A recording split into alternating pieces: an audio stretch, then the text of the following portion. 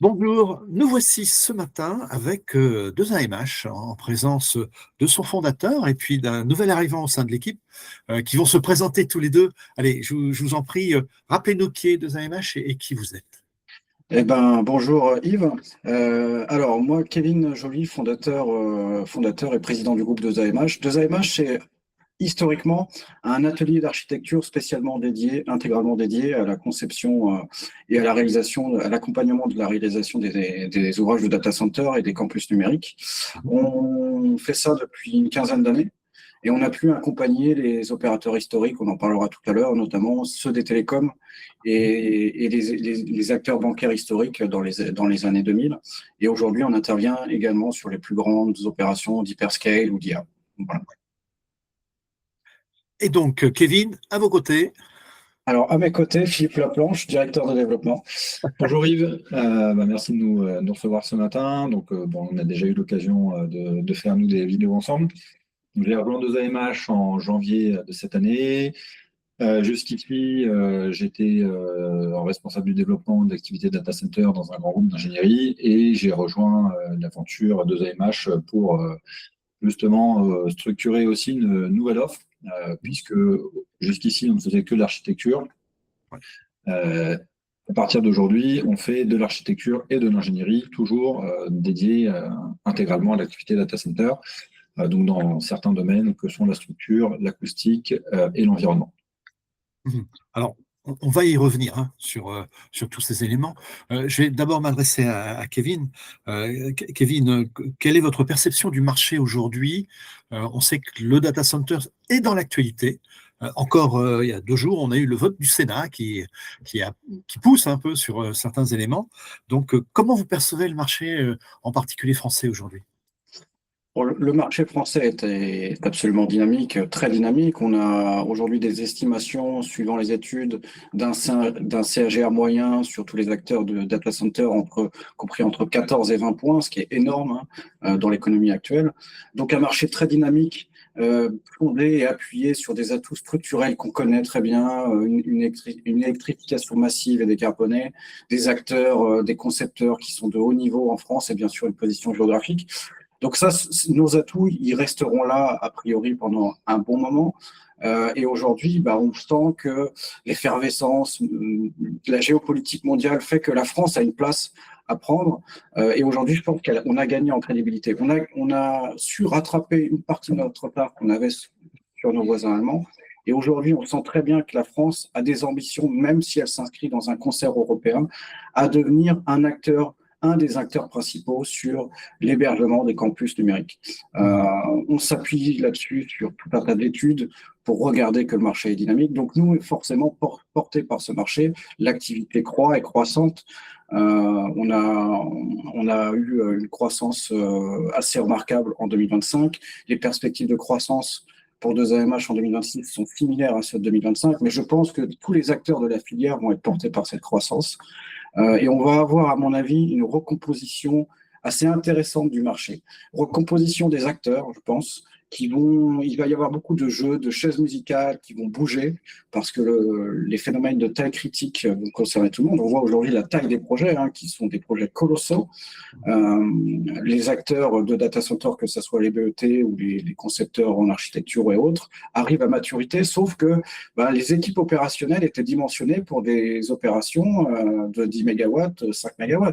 Et aujourd'hui, on a des opérations qui arrivent et elles se multiplient à une centaine de mégawatts, voire au gigawatts. Et donc, forcément, le phénomène de taille critique va toucher tout le monde. Donc, toutes les entreprises vont avoir besoin de se renforcer. Ça, c'est pour les opérateurs qui conçoivent du data center. Et donc, comment elles vont se renforcer? Il n'y a pas mille manières de se renforcer. Il y a de la croissance qu'on appelle organique et puis de la croissance externe. Et c'est en ça que j'appelle une recomposition du marché. On a déjà vu une première fusion, une union, une alliance entre Critical Building, acteurs historiques français, des concepteurs de data center et GSE, qui fait, lui, de la réalisation et qui est un produit allemand. Et donc, je pense qu'on est qu'au début d'une recomposition du marché pour les acteurs. Ça, c'est pour les acteurs qui sont dans la conception. Ensuite, sur les acteurs qui développent et qui déploient des data centers, moi j'observe une autre recomposition. C'est-à-dire que là, il y a deux phénomènes qui se mettent à l'œuvre. Premier phénomène, des acteurs historiques de télécom ou des hyperscalers historiques qui portent une vision industrielle de leurs infrastructures et qui s'engagent, qui regardent le sujet sur le long terme. Et puis, on a beaucoup de nouveaux acteurs, de nouveaux entrants qui arrivent, des promoteurs ou des acteurs qui se sont créés de toutes pièces pour délivrer des produits d'intelligence artificielle ou en tout cas les héberger, et puis également faire du stockage informatique, qui ont une vision, eux, plus financière, plus financiarisée du métier. Et je pense que là, on voit vraiment une fracture entre la manière de réaliser les opérations et de les conduire de la part de ces néo-acteurs, des néo-clouds, et puis des acteurs historiques. On en parlera tout à l'heure, mais moi, je pense que cette situation n'est que temporaire et qu'elle a vocation à disparaître, puisque quand les acteurs historiques auront pris le temps, eux, de développer des gigafactories, par exemple, eh bien, leurs produits seront beaucoup plus qualitatifs parce que construits dans la durée et pour résister dans la durée, tandis que les nouveaux acteurs, eux, qui veulent faire des coûts financiers, construisent pas à bas coût, mais en tout cas plus rapidement, donc avec des contraintes allégées. Et donc le produit qu'ils vont offrir à la clé, c'est-à-dire à horizon 2028-2029, sera moins qualitatif et assurera moins de continuité de service par rapport à des acteurs historiques. Et donc là aussi, on va avoir une recomposition du marché, à mon avis, dans les années 2030, qui va être intéressant d'observer. Oui, c'est très intéressant cette vision. Juste un point de détail peut-être, mais certains acteurs et observateurs du marché parlent plutôt d'un rattrapage du marché français par rapport au reste du monde, Ouais. et en particulier allemand. Est-ce qu'il n'y a pas quand même également une large progression qui va se faire au travers des nouveaux projets? Non, vas-y, je te laisse. Nous, effectivement, on sent que là, il y a un rattrapage, mais plus qu'un rattrapage, c'est que là, il y a une accélération qui est significative.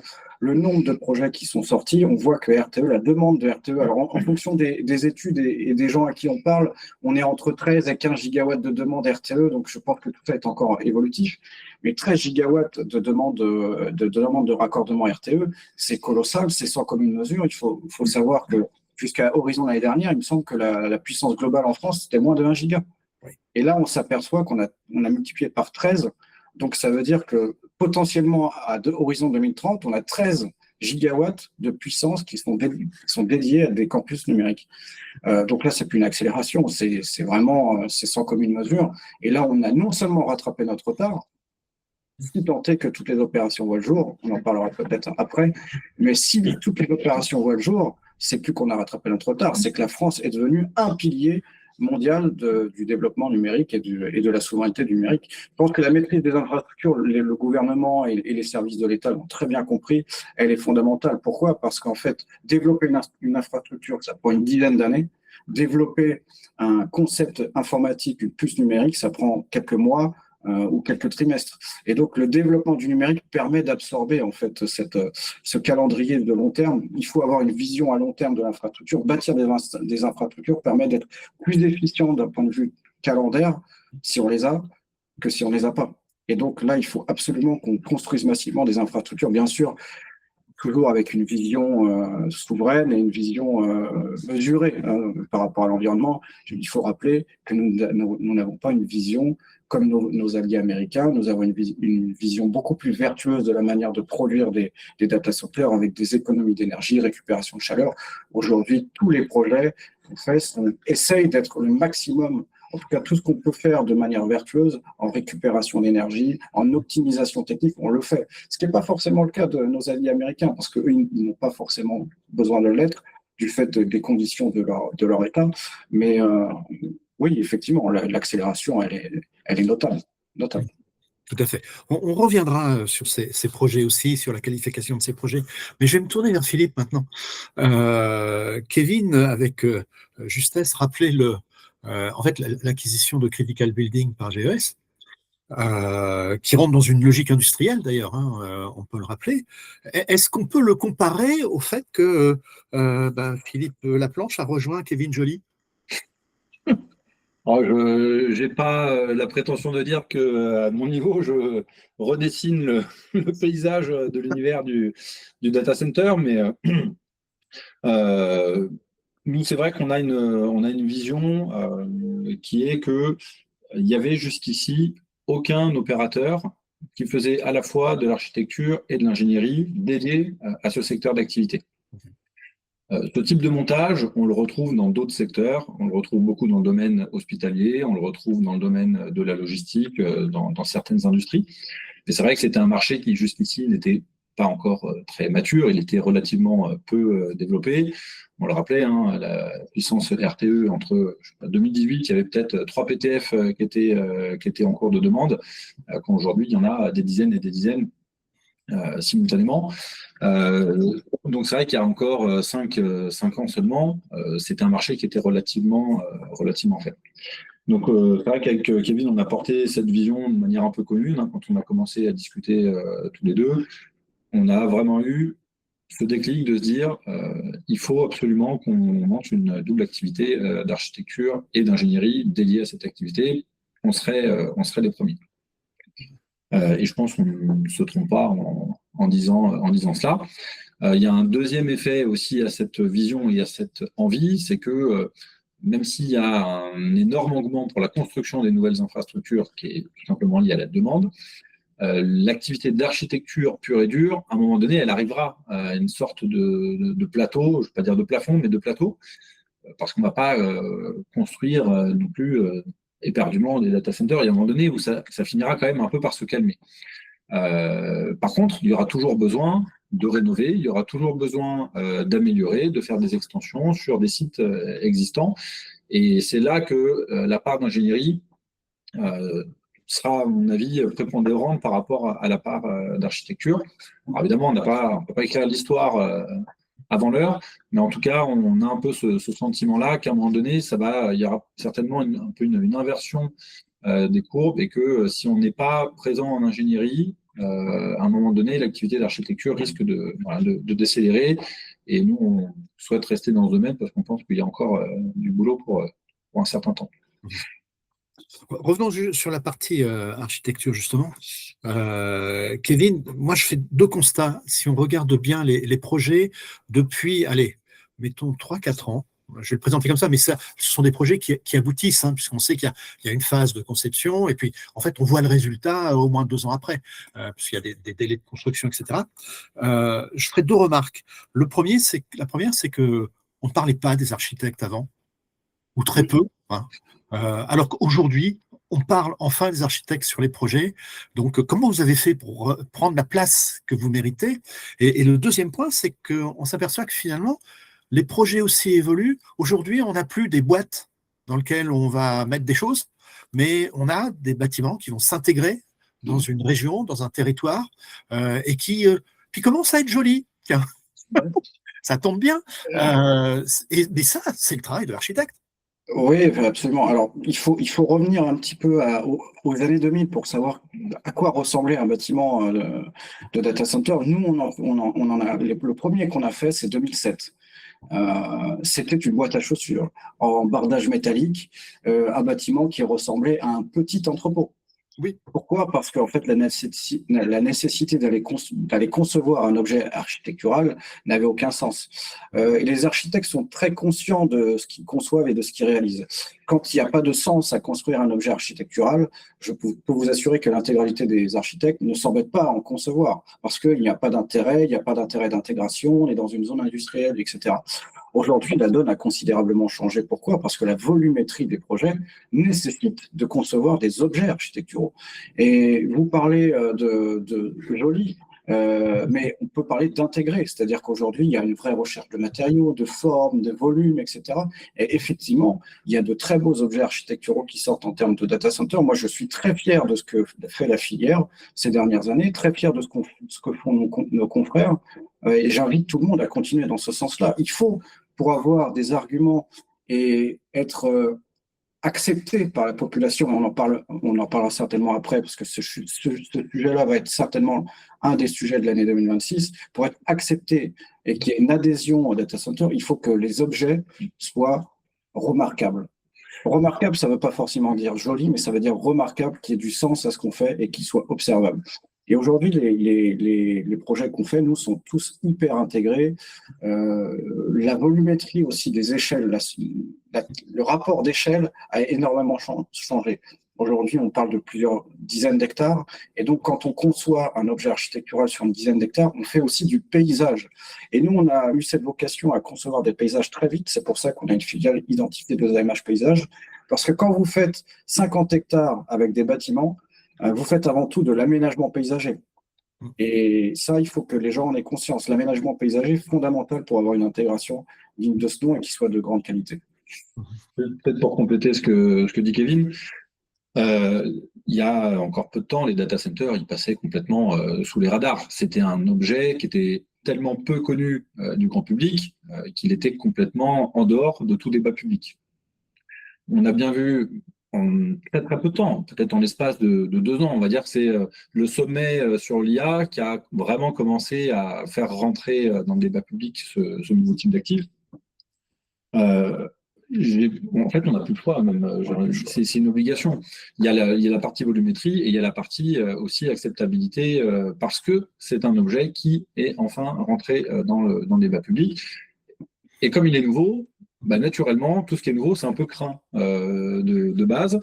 Et donc, c'est aussi à nous de changer un petit peu la manière dont on aborde ces projets-là, parce que ça nous a bien arrangé pendant très longtemps d'avancer sous les radars, de faire des choses avec la plus grande discrétion. Maintenant, c'est plus possible.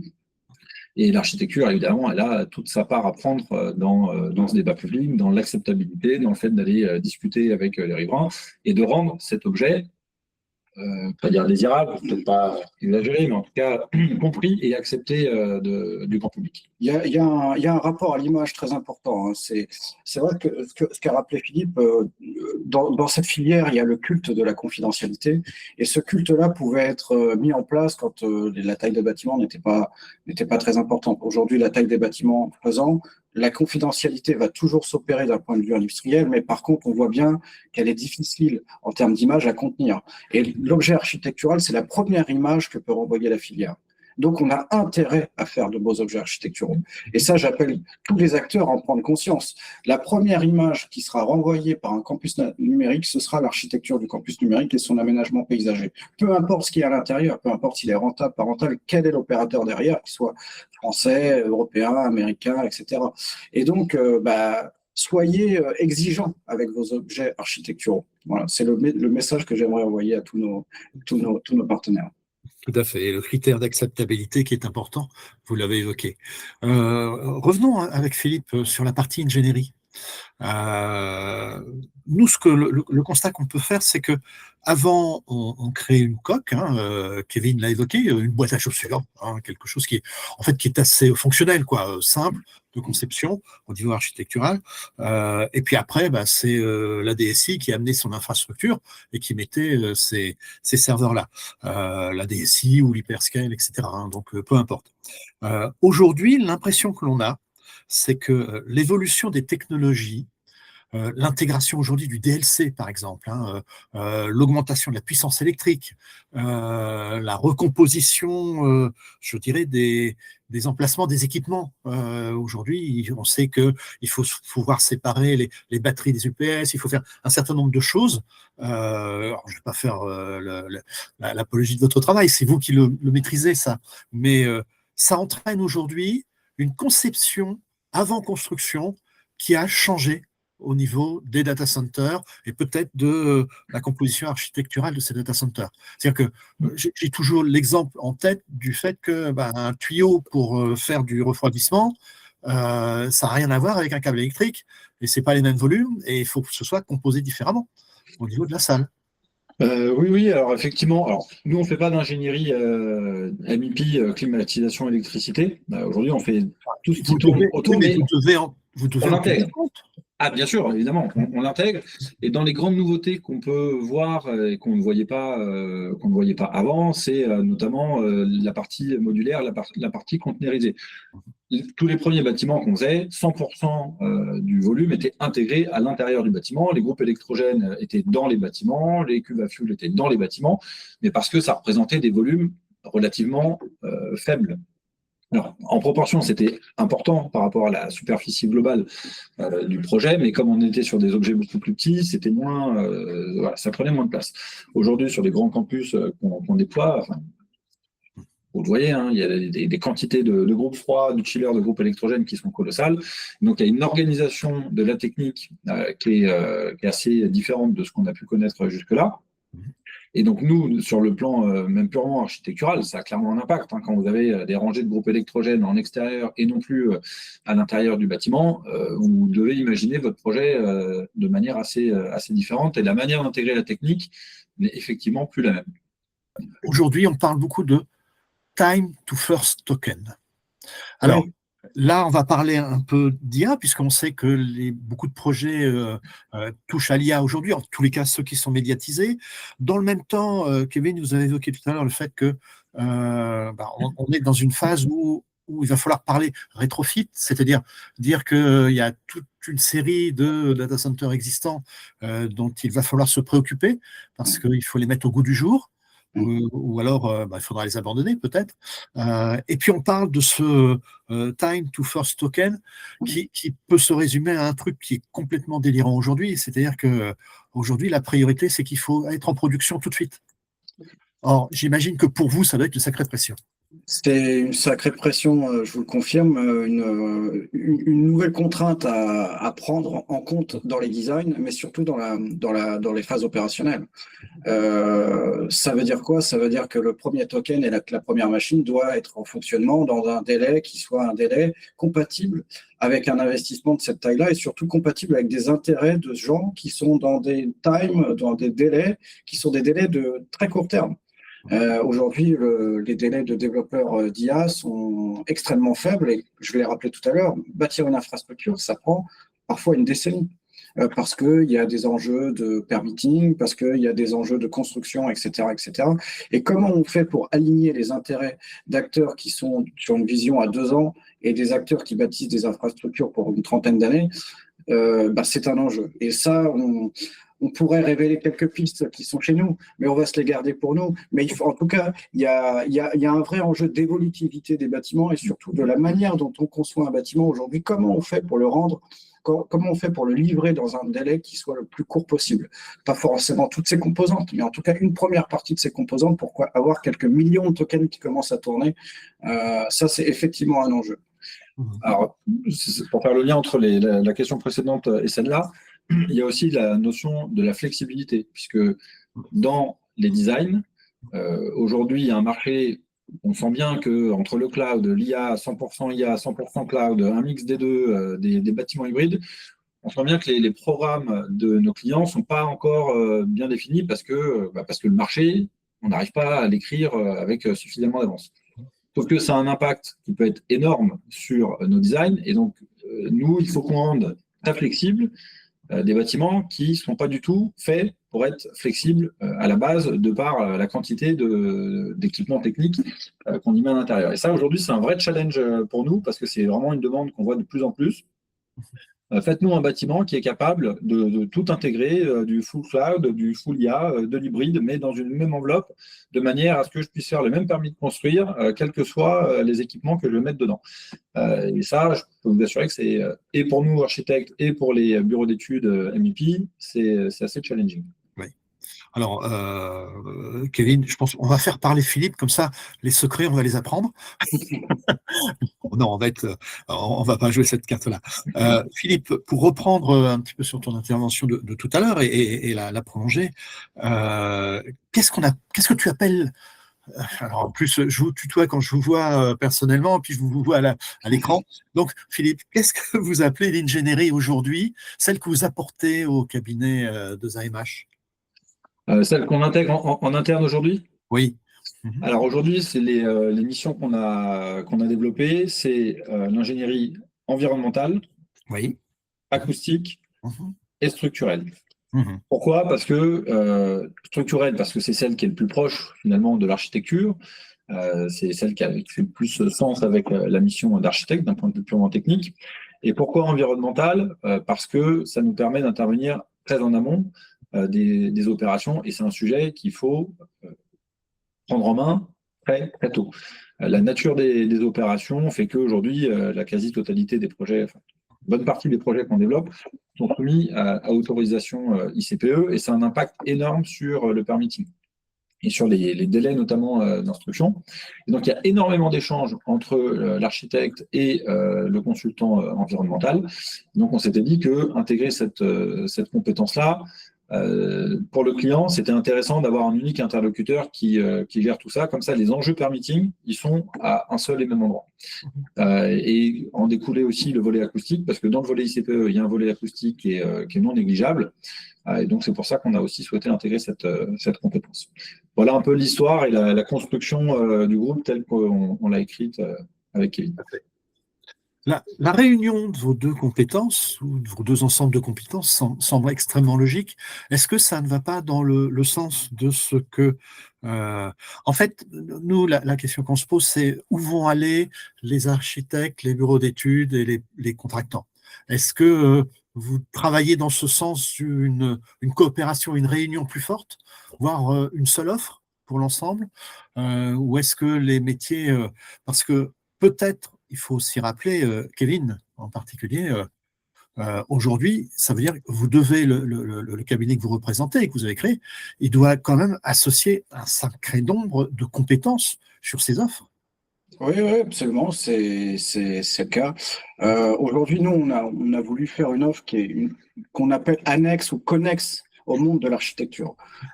Pour moi, c'est redonner du sens au métier de l'architecte, de lui redonner ses compétences. Ça paraît évidemment logique parce que ça l'est. Après, il y a d'autres métiers qui sont ceux du MEP, etc. C'est un autre domaine. Nous, on ne rentre pas là-dedans. Notre vrai savoir-faire, c'est la conception de bâtiments et d'infrastructures, de raconter justement, de bâtir un narratif, une histoire, d'aller trouver un sens au développement économique d'un projet. Et en fait, c'est ce que les agences d'architecture ont toujours fait dans tous les domaines.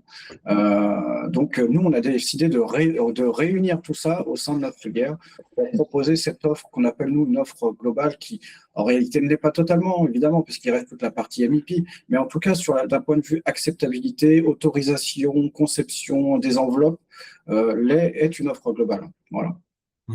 Tout à fait. Alors, est-ce que vous pourriez qualifier un peu des profils de clients? On va le faire plus simplement. Est-ce que c'est plus facile de travailler avec un acteur français qu'avec un acteur américain?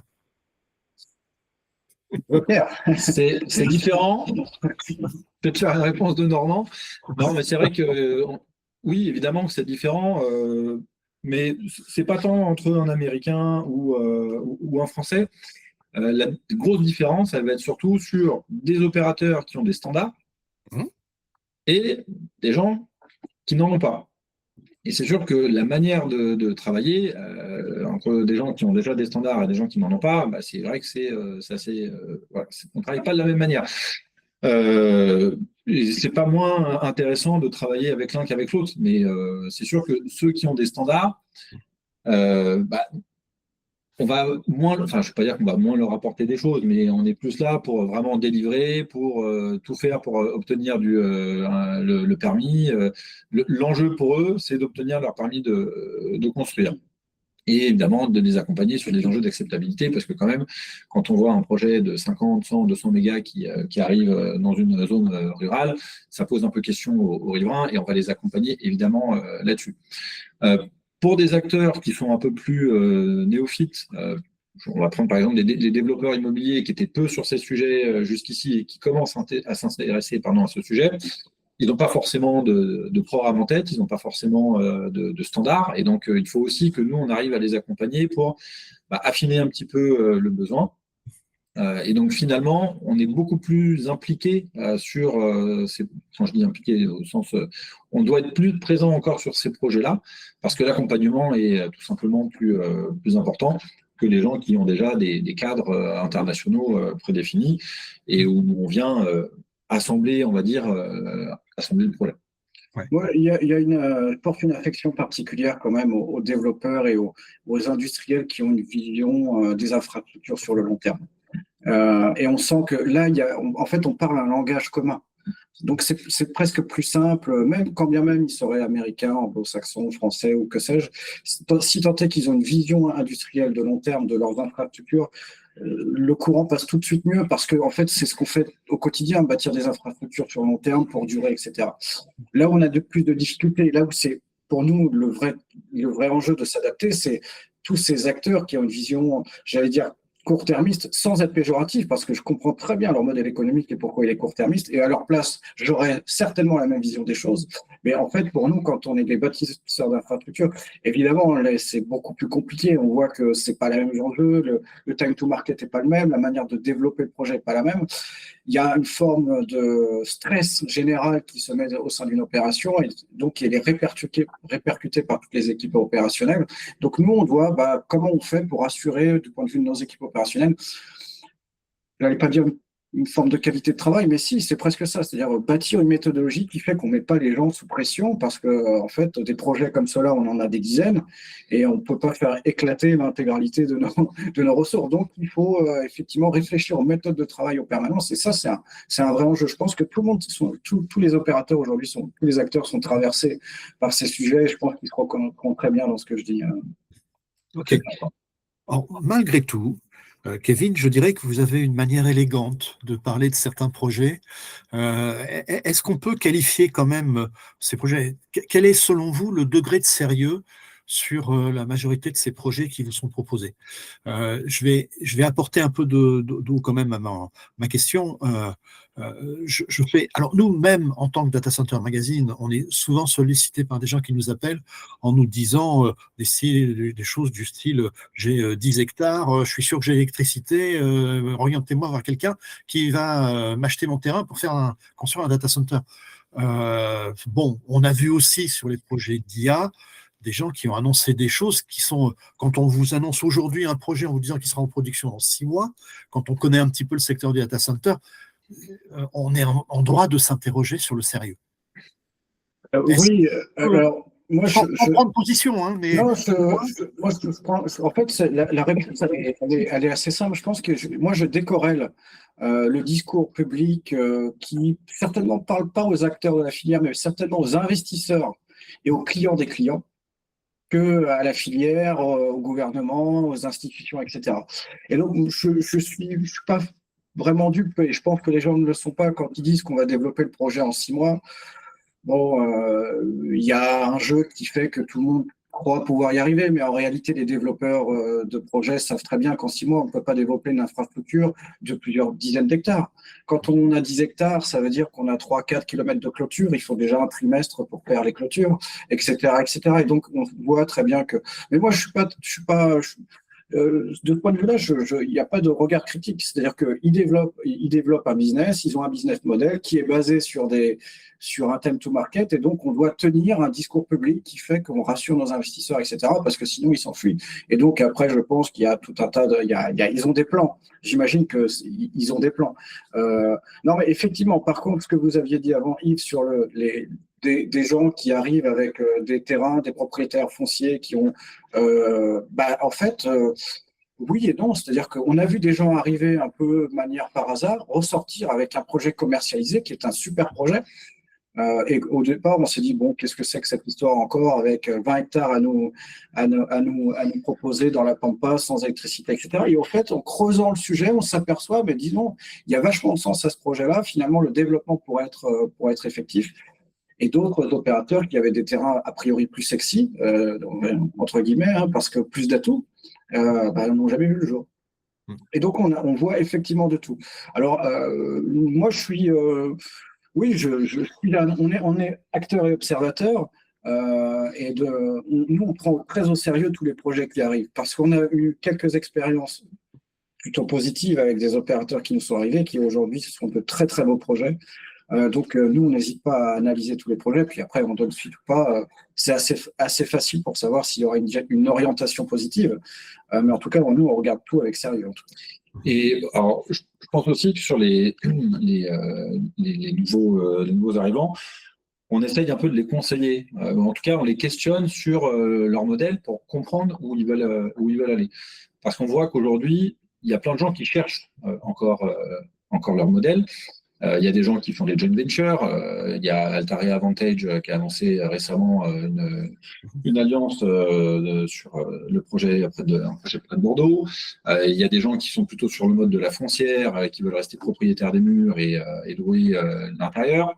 Il y a des gens qui veulent uniquement développer un permis de construire et revendre des autorisations.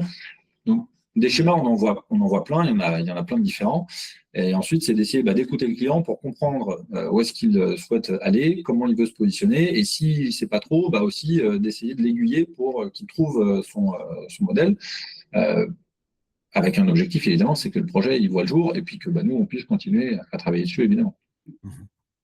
Est-ce que sur le rétrofit, sur les friches ou autres, qu'est-ce que ça représente pour vous? Est-ce qu'il y a un marché important, c'est une part importante de votre activité, ou est-ce que vous êtes plutôt sur du greenfield ou des choses comme ça?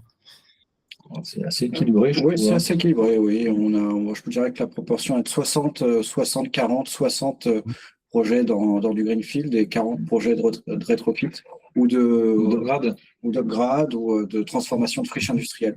C'est assez équilibré finalement. Ok. Parlons un peu, et puis on va arriver au terme de notre entretien. Parlons de nouveau de l'intégration de vos deux compétences, c'est important. J'ai l'impression que la mission de l'architecte et la mission du conseil que apporte une compétence comme celle de Philippe font que vous intervenez de plus en plus sur la longueur, sur les projets. Un exemple là aussi, jusqu'à présent, lorsque certains produits rentraient en production, on ne voyait pas à la limite, le contractant général était invité parce que lui, il avait fait les travaux sur place, mais on voyait rarement l'architecte présent ou autre. Aujourd'hui, on vous voit. Vous êtes souvent associé lorsqu'il y a la porte ouverte, lorsqu'il y a les premières présentations du projet, l'entrée en production. Ça veut dire que votre mission évolue vis-à-vis du data center, mais j'imagine aussi votre part de responsabilité dans les projets. Oui, absolument. Bon, on nous voit certainement plus parce que forcément, on en a parlé tout à l'heure, l'image grandissante des data centers fait qu'on a besoin d'avoir le porteur de cette image. Mais je pense qu'on a gagné, les architectes ont beaucoup gagné en crédibilité ces dernières années sur le développement des data centers. Et on voit qu'aujourd'hui, alors, on n'est pas nombreux, on est une poignée, hein, mais on voit que cette poignée-là, ils savent vraiment de quoi ils parlent. Ils savent concevoir des data centers. Les data centers sont bien faits. Et comme ils sont optimisés, ils sont rentables. Et en plus, ils sont plutôt qualitatifs d'un point de vue esthétique. Donc, on a gagné en crédibilité. Donc, je pense que la filière sait que maintenant, on fait partie intégrante de cette filière-là. Donc oui, on a bien fait, on a fait notre travail comme il fallait, tous les confrères l'ont fait, donc ça, c'est évidemment une belle chose. Alors après, oui, le métier évolue et on gagne en responsabilité du fait de la taille des bâtiments. Je pense que là, je pense que tout le monde, tous les architectes qui sont dans la filière, je pense, l'ont vécu, mais la renégociation des contrats d'assurance a été un enjeu de ces dernières années, puisqu'on était basé sur une assurance, une assurance générale avec un coût travaux, aujourd'hui inenvisageable avec le montant des travaux. Donc, tout le monde a requalifié Donc, vraiment, la filière est arrivée, enfin, les architectes sont arrivés à maturité, et ça, c'est très bien. Et encore une fois, moi, je dis qu'on a une poignée. Moi, j'appelle à la vigilance tous les opérateurs qui veulent développer des projets d'architecture avec des architectes ou des groupes d'architectes qui n'ont pas de référence ou d'expérience. Mettez-les à l'épreuve d'abord sur des opérations de petite échelle, parce que quand on voit les enjeux qu'encourt un projet de data center à une centaine de mégawatts, je peux vous assurer que quand vous n'avez pas les bons éléments, ça peut vous envoyer dans le mur. Et nous, on a fait énormément de rattrapage de projets parce qu'il y a eu des opérateurs qui ont fait appel à des architectes qui n'avaient pas de référence et d'expérience. Et je peux vous assurer que quand on récupère un projet qui est dans un état difficile, c'est compliqué. Il y a beaucoup de souffrance économique et beaucoup de souffrance opérationnelle. Donc, un peu de vigilance à ce niveau-là. Philippe, travailler avec un architecte comme Kevin, c'est ambitieux, c'est sympa? C'est un super challenge. Moi, je pense qu'on s'est vraiment bien rencontrés. C'est le hasard d'un salon où un des anciens collègues que tu connais bien faisait une conférence que tu animais d'ailleurs toi-même au Data Center World. Que le monde est petit. Le monde est assez petit et Kevin est venu nous voir à l'issue de cette conférence Et en fait, on ne se connaissait pas, alors qu'en fait, on avait des clients communs, on était quand même dans le même secteur. Et c'est assez incroyable qu'on ne se soit jamais croisés. Et de cette rencontre est né un certain nombre de collaborations entre mon ancien employeur et 2AMH. Et voilà, de fil en aiguille, on a eu envie de construire un bout d'aventure ensemble. On n'en est qu'au début. Je précise quand même que Philippe prend une part importante, intégrante du groupe. Il est aujourd'hui associé du groupe. Et donc, il a toute sa place et toute sa voix dans le développement du groupe et sa vision. On est aussi porté par sa vision. Donc, c'est à la fois une relation amicale, fraternelle, etc., mais aussi une perspective de développement économique et de développement de nos compétences. Et Philippe est là pour ça. Et ça fait maintenant un trimestre qu'il est là. On voit déjà les bienfaits de son arrivée. J'espère que, voilà, poursuivre. Il y a en tout cas l'actualité, juste pour finir, l'actualité de 2026 pour 2AMH va être assez élevée. Il va y avoir énormément de choses qui vont se passer, avec notamment quand je parlais de recomposition, d'augmentation de taille critique, etc., on est à l'œuvre sur beaucoup de sujets, beaucoup de travaux. Donc, je vous invite à rester vigilant à l'actualité de 2AMH à 2026. Il va se passer beaucoup de choses. Stay tuned, comme on dit. On le fera. Merci à vous deux. Merci. À bientôt. Au revoir.